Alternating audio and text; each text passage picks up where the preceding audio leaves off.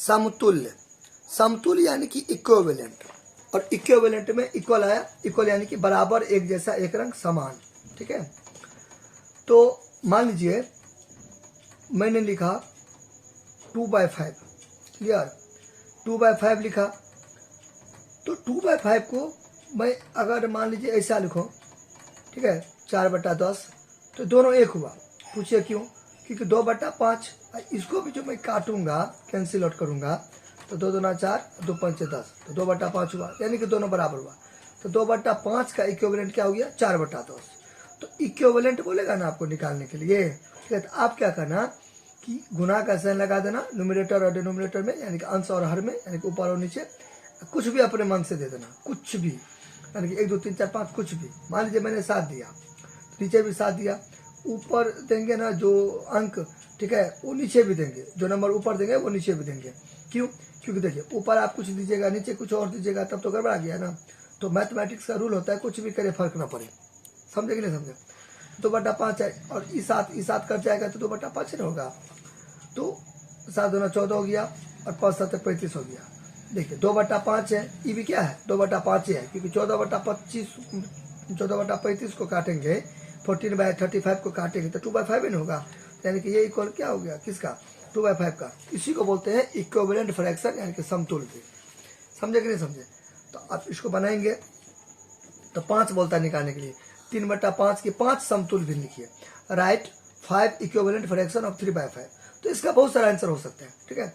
तो लिख लीजिएगा यहाँ पे लैंग्वेज में कि 5 इक्विवेलेंट फ्रैक्शंस ऑफ इतना आर फॉलोइंग, ठीक है, या 3/5 के 5 समतुल्य भिन्न निम्नलिखित है, ठीक है। मैं डायरेक्ट स्टार्ट कर रहा हूँ। तो पहला, ठीक है, 5 को पूछ रहा है ना, तो पहला 3/5 है, 3/5 लिख देंगे। मैंने अभी आपको क्या बोला? गुना का साइन लगा के कुछ भी दे सकते हैं, 1 2 3 4 5 कुछ भी। तो मान लीजिए मैंने 2 2 दे दिया, आप कुछ भी दे सकते हो, ठीक है। तो 6 हो गया, 10 हो गया, ठीक है। सेकेंड में क्या हो जाएगा? 3/5, फिर यहाँ पे 3/5 देके इंटू आप यहाँ पे 3 3 दे दो, 4 4 दे दो, जो मन होता है वो दे दो, ठीक है। मैं यहाँ पे 3 3 दे रहा हूँ, तो 3 3 9 और 5 से 15, ठीक। फिर यहाँ तीसरा में 3/5, 3/5, फिर यहाँ पे मैं 3/5 दे दिया, गुना लगा दिया, 4 4 दे दिया, ठीक है। तो 4 3 12 हो जाएगा और 5 का 20। फिर यानी कि चौथा, ठीक है, 5 को पूछ रहा है तो 5 तक ले जाएंगे। फिर 3/5, ठीक है, फिर इंटू फिर क्या लगा देंगे? 5 5 लगा देंगे। 5 5 क्या? 7 8 कुछ भी लगा सकते हैं, जरूरी नहीं कि 2 के बाद 3 और 3 के बाद 4, 4 के बाद 5 लगाए, जो मन होता है वो लगा सकते हैं। तो 15 हो जाएगा और ये 25 हो जाएगा, ठीक है। फिर 5 का पूछ रहा है तो 3/5, 3/5, फिर 3/5 दे देंगे, 3/5 इंटू लगा के 6 6 दे देंगे, कितना हो जाएगा? ये 36 18 और 30 हो जाएगा। ये क्लियर? पास में कुछ भी दे सकते हैं, तो 2 3 4 5 6 7 8 9 10 11 12 कुछ भी दे सकते हैं, कुछ भी।